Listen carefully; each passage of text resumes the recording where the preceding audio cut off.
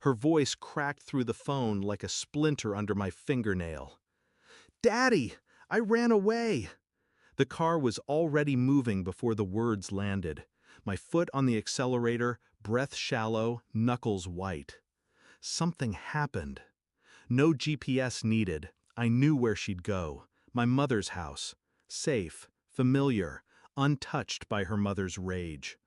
She was on the porch when I arrived, 9 years old, trembling, a blood-dark gash blooming across her forehead like a red petal torn open.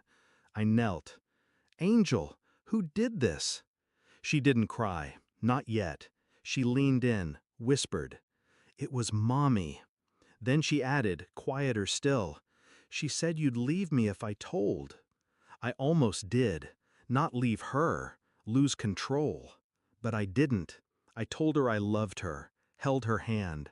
Then I saw her back, and I called the police. At the station, they asked questions. My daughter clung to me like the last solid thing in her world. They documented the bruises, the split skin, the long, deliberate line down her spine. My wife, Erin, arrived in handcuffs, tried to make her eyes soft, tried to cry. She said the words, "He's coaching her, he's lying, he just wants custody." They always lie with practiced rhythm. But I wasn't acting, I was remembering.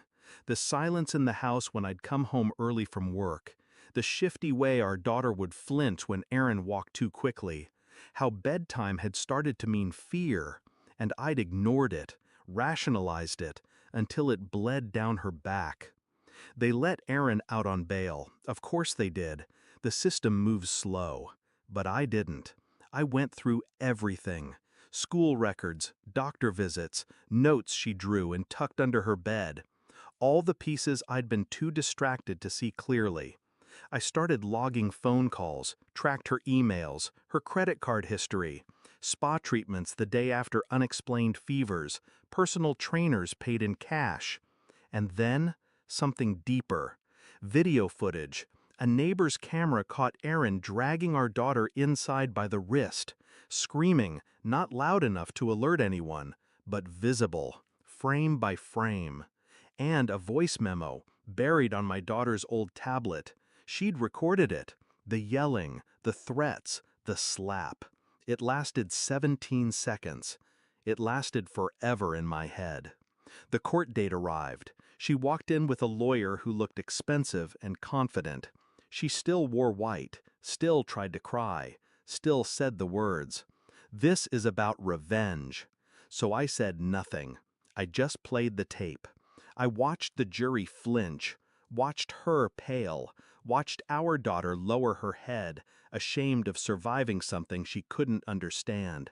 Then I showed them the photos, the timestamps, the receipts, and finally, the footage. 17 seconds. That's all it took to rip the mask off. Her lawyer went quiet. Her hands shook.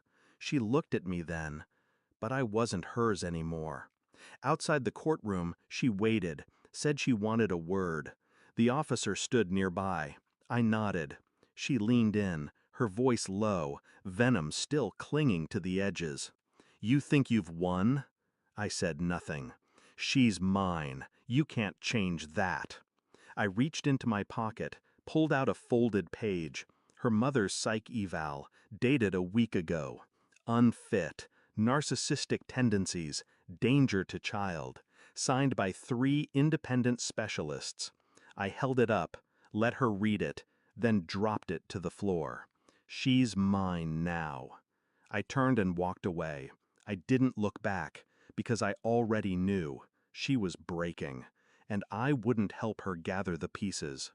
Some nights I wake up to the sound of her breathing, steady, soft, safe. My daughter sleeps with the door open now. She doesn't flinch at footsteps, doesn't whisper secrets to the dark. She's healing, slowly. But me, I'm colder now. I don't trust apologies, or softness in a voice, or the word love unless it's earned, bled for, proven. She taught me that. Erin. She broke something in me when she broke our child. And now, She can sit with that, alone, because forgiveness isn't free. And some doors stay locked.